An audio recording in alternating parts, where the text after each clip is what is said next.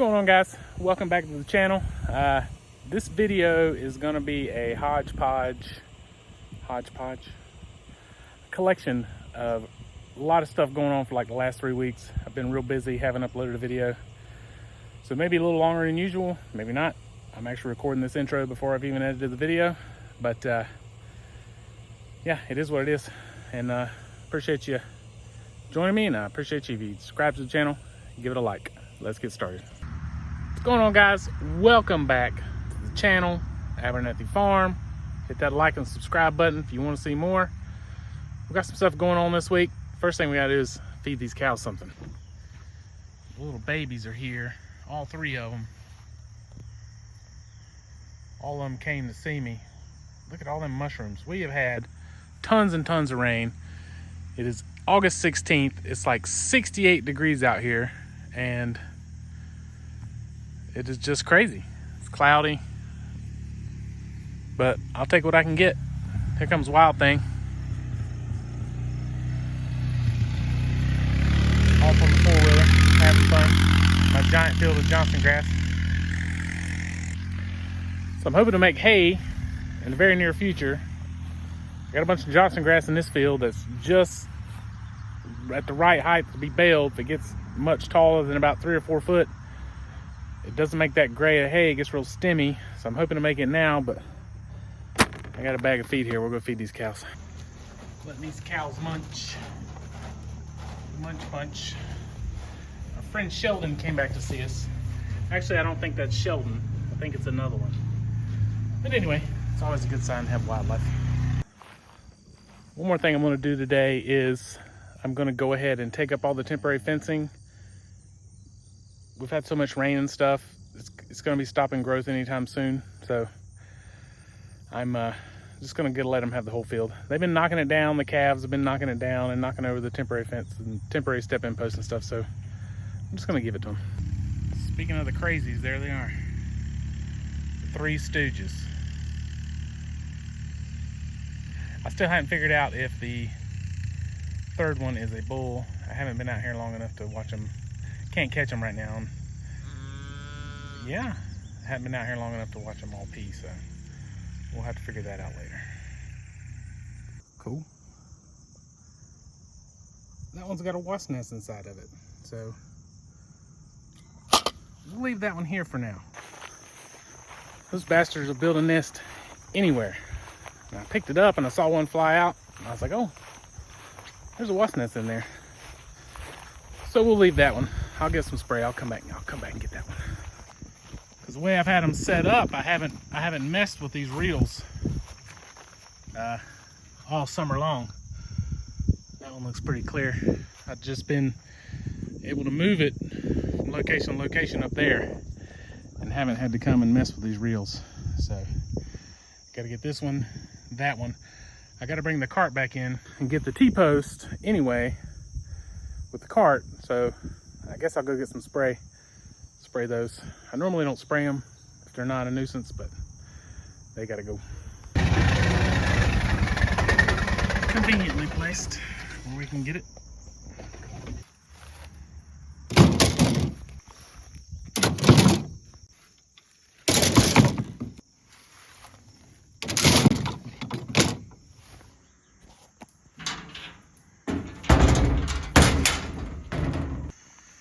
All right, I got one more task I want to get done out here at the barn lot, and it involves these.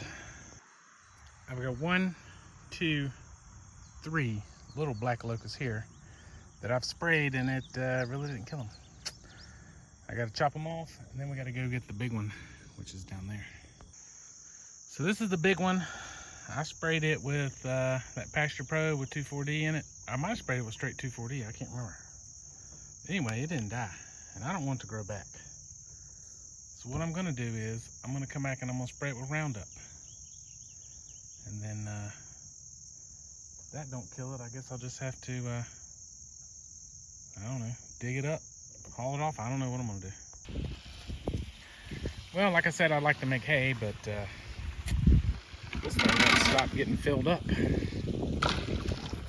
It keeps doing that.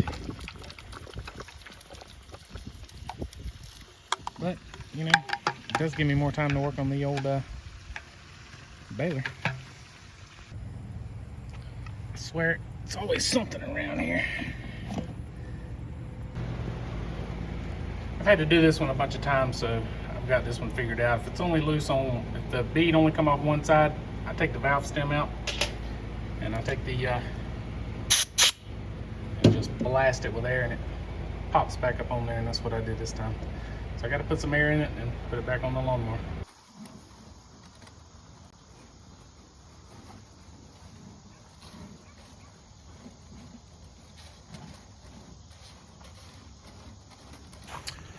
So yeah, the water's been on for like 24 hours. Look how wet it is all the way out there. Jeez Louise. Came out here last night to check on the cows, and I turned the water on, filled this trough that's supposed to be for the calves. And had to go to work today, work 12 hours, come back by, and I was like, I don't think I turned the water off. I remember telling myself, hey, I gotta turn the water off. But yeah, I didn't. So the water's been running for, 24 hours. Also, tell me you've had a bunch of rain without telling me you've had a bunch of rain. This thing is bigger than the palm of my hand. Weather's a little cooler, so I've been doing some trimming out the house. So I'm gonna take the 600 here, I'm gonna drop the scrape blade off.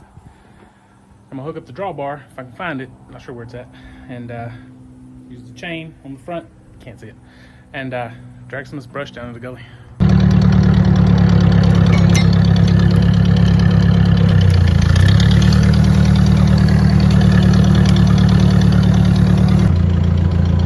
So what I do is I drag them down here. I got a spot here in the gully, and I stack them up. When I get a big pile, I bring the 4,000 down here and push them in. Alright, this is the last load I'm going to take today. I've got some smaller pieces, but I can throw them in the back of the truck. Take a load one day. Well, I was going to go the back way. There's the chickens. What y'all doing? Y'all cramping my style. Does anybody say that anymore? Cramping my style? Anyway, they're doing it. It's still real wet, still rainy.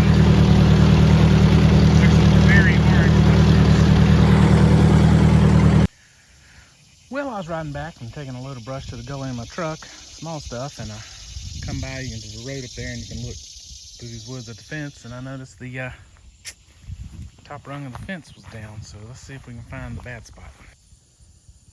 Well, that's definitely not good. I'm just kidding, I got it turned off. Yeah, it looks like it broke again. Now, this is one of the areas that's been broke before. Find the other end of it and see if we got enough slack, or if I got to go back to the barn and get a piece of wire. And here's the culprit. Broke. There's the other end. I picked it up off the ground and brought it over here. So we'll have to go get a piece of wire and come back.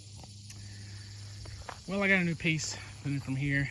I took the old wire out of the tensioner here, and when I did, I was trying to straighten it out, and it come back, slapped me on the fingernail. It hurt. It's gonna hurt for a long time. It's bruised a little bit. It's hard to see. Man, it hurt. I was cussing. But anyway, I'm gonna get this thing tensioned here and check the rest of the fence, and that's gonna do it. All right, that's it. Got everything tensioned up. Everything looks good. I don't think in a cow we're trying to get out. I think it just broke. That turn was real rusty, and I think it just broke. There's another one that's questionable, but I'm gonna leave it for now because it's real hot and real muggy out here. But that's gonna do it. If you guys like this video, I appreciate if you give it a thumbs up, subscribe to the channel, and we'll see you next time.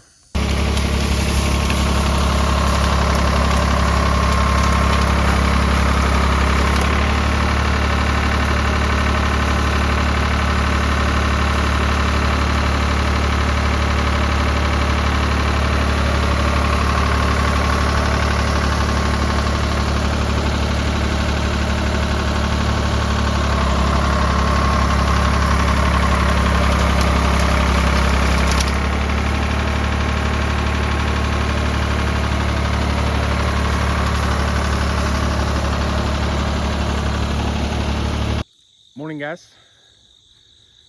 It's Labor Day morning. It's about 15 after 7, maybe 7:30. Got a call from my neighbor. He said, "Hey, you don't have a cow with a white face, do you?" I said, "Yeah, I do." He said, "Are you missing him or her?" I said, "I don't know." So I come out here, and sure enough, Red Cup's missing. So let's go find her. Well, found her down at the neighbor's house. Here she comes. We're gonna try to get her into the barn. Got this gate open. I got the other cows in the pasture there. Let's see if she'll come. She's a coming.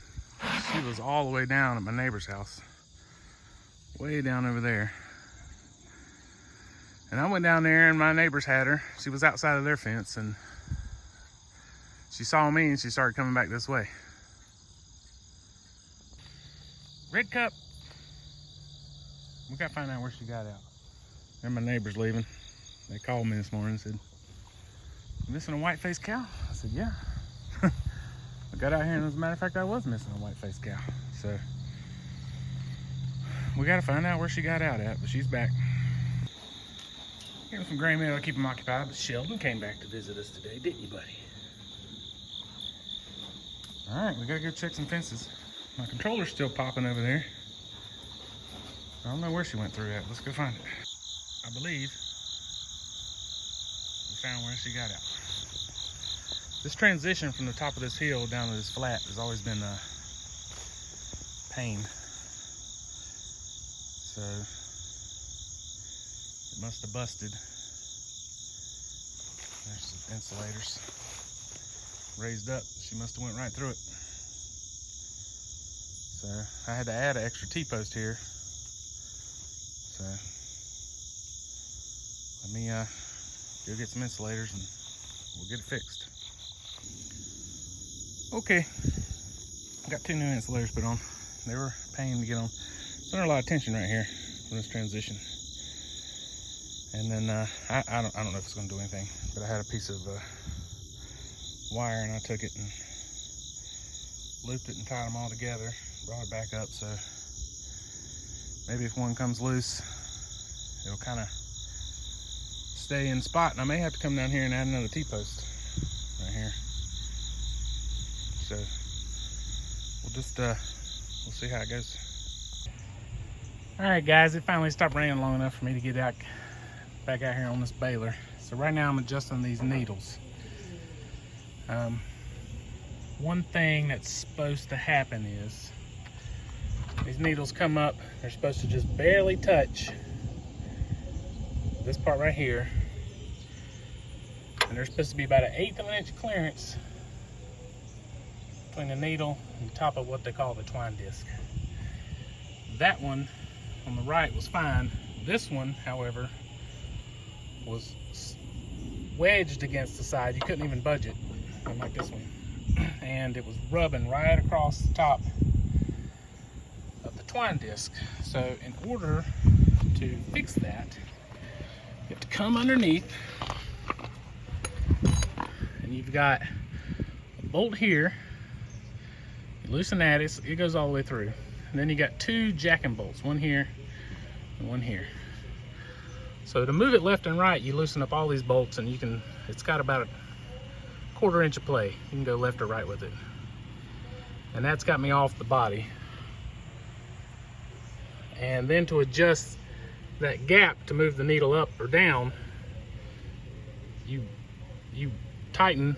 Once they're loose, you loosen both these jacking bolts up, and you tighten them up one at a time, and it'll swing that needle up or back and give you your clearance.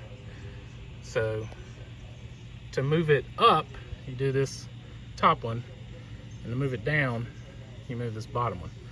So I've got it up a little bit high, so I've got this one loose, and I'm tightening this one to kind of bring it back down. All right, I gotta bring it down a little bit more. So I'm gonna crank on it. You can see it coming down. It's very slight. That's pretty close. It's gotta be an 1/8 inch. That's pretty close right there. Okay, I think I got the needles adjusted to where I want them. Fingers, these are wore out. That is really watered. It probably needs to be taken off and either replaced or put a bushing in there. But I don't know. We'll see. So now I'm trying to sharpen the knife, which is right here. These are the either original knives or they were replaced a long time ago. The new ones I don't think are riveted on. They come with nuts and bolts to put those on. And this is also a good time, you can adjust the tension on your bill hook, which is right here, which is actually what does the knotting, the way it rotates and grabs it. These are adjusted right here with a spring. You can see the spring actuate. See it when I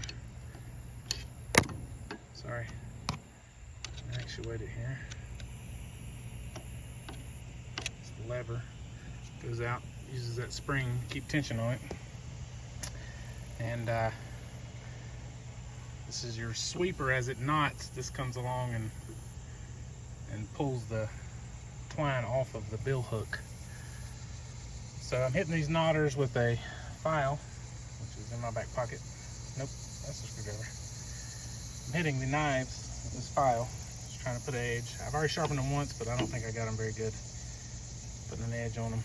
So, and then you just unbolt it here, and this whole assembly will swing up, and it don't really stay up. So I put the bungee cord on it to make sure it didn't fall down when I was working on it. So I'm gonna get this one, and then I'll get this one.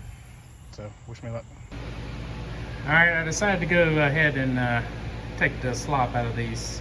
And what I did was I went to the hardware store and I got a 3/8 by 1/4 inch bushing, and I drilled this hole out to 3/8, and I bored this hole out to whatever size this drill bit is. None of them is marked, they're just laid in a drawer, and you can't, I can mic it and see, but, and then beat it in there, and it took a lot of slop out. So I got to do the other one, and then we'll put that back together. Here you can see the difference. There's almost no slop in that whatsoever, and this is the other one. So now I got to take this one off and go do the same thing. All right, we got everything back together. I didn't take a video, and I'm not taking it back apart, but when you got these flipped up, you can actuate them up and down, and you can see where the sweep comes back off your bill hook to sweep the knot off that bill hook as you're raising it up and down, and it's got to rub against that bill hook. Now these are pretty worn out, and they've actually worn a little divot where the where it's been scraping the bill hook. So I had to take a hammer and tap it down a couple times to get it back into where it was making contact on that bill hook, which I know was a problem here because it had a lot of trouble and it had a big gap. This one wasn't as bad. This right side excuse me, this right side knotter was in pretty good shape, and it ties good. This side needed a lot of adjustment, and I've still got to adjust these twine hooks. I left the bolts loose. These will slide in and out, forward and back, and so I had to put everything back so I could get the needles back up here and adjust the gap when these swing. And it's 1/32 of an inch, which is like 31 thousandths. So it's tight. I didn't have a feeler gauge. My biggest feeler gauge was 26 thousandths, so that's what I judged it with before, and it was close.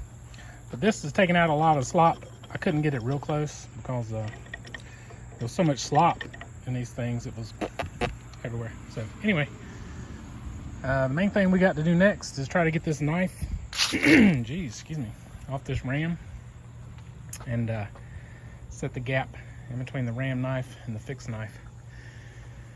But I gotta go pick my daughter up from school. I also gotta figure out something to do here. This chase came out. It's supposed to come and go through, come out the back. I've got one. It's 2 pieces in here, but one of them is missing, and I don't know if it causes a problem. Too much tension when you're pulling the string, trying to pull the string through when it knots. But anyway, that's where we're at now.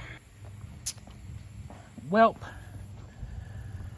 try as I may, I could not get those bolts off that hold on that knife onto the ram. So I have adjusted this thing as far this way as possible. These are the bolts. Loosen this jam nut, loosen these nuts. These are the pull it back. These are to push it over. And I pushed that thing as far as I can that way, which closed that gap between the knives from about a 1/2 inch down to about a 1/4 inch. Now it says to be 1/32 of an inch, but I'm never going to get that with this baler. And I put the air impact on there and they would not break loose, and I don't want to take a chance of stripping them out. I'm not going to put any heat on them, take a chance of catching this thing on fire, because no matter how much you clean it out, there's still something in there that can catch on fire. So I'm just going to live with it. It's better than it was for sure. You can see the gap, and it's about half of what it was.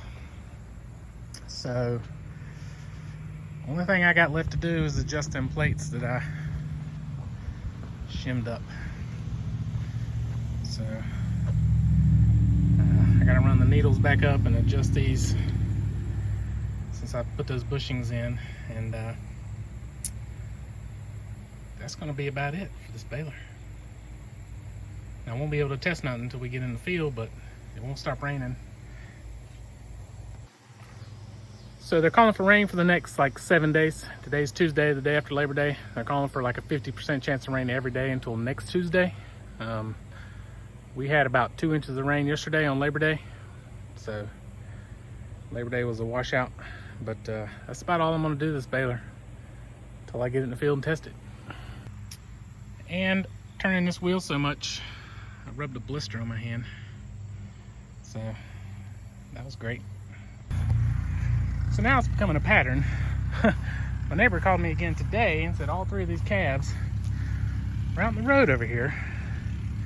And I got my Gallagher fault finder out and started checking. And I left the water on out here. So that's been running all night.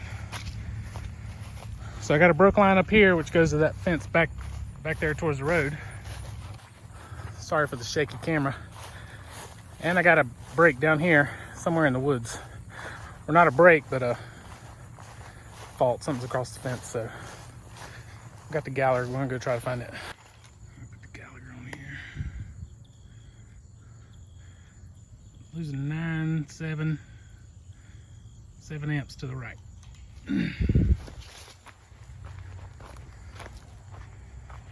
Walk down the tree line here in the woods. I'm still chasing this fault. I've come all the way to the woods, all the way around to that corner. I'm still headed downstream to the right. Well, I'm an idiot. So this fence is running a giant circle. I come all the way back up to the barn. My temporary fence is busted. And for now, this is what carries current from there out to the other fence. Meant to be temporary. I think I found it. So my lead out wire comes from the corner of the barn in a pipe out to here. Comes out here, ties into this line. This line goes around the barn lot and down through the woods. This line comes across. It's got another lead out wire. It goes under the gate, comes up over here, and it connects to this temporary wire. Because eventually I got to clean all this out and move the wire out there to the fence. This was temporary to keep the cows out, but at the time this was really the only way I had to get out to this fence. So let me go plug it back up and we'll check it. All right, let's see what we got now. Nothing. 4,000 volts, 0.6 amp, less than an amp a draw. It should be on all of them. They're all tied together. Yep. Yep. Maybe that'll keep them from getting out. All right, guys, I got the baler. That's as good as she's gonna get. So I bought a Tedder a couple years ago. and the drive shaft is seized up.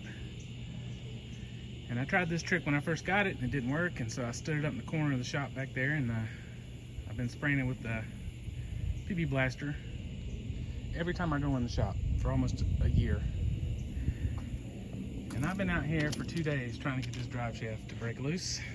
I got this thing banjo string tight. I've been heating it, letting it cool, heating it. Oh, I didn't put my oxyacetylene up, but I ran out of oxygen in my oxyacetylene, and I tried shock loading it with the tractor, nothing. So unfortunately I had to break down and buy a new drive shaft. And yeah, $350. I bought a new tine to see if it's gonna work, and it does. And I got a couple more I gotta replace. I'm not gonna replace them all, it's too expensive. They're like 20 bucks a piece.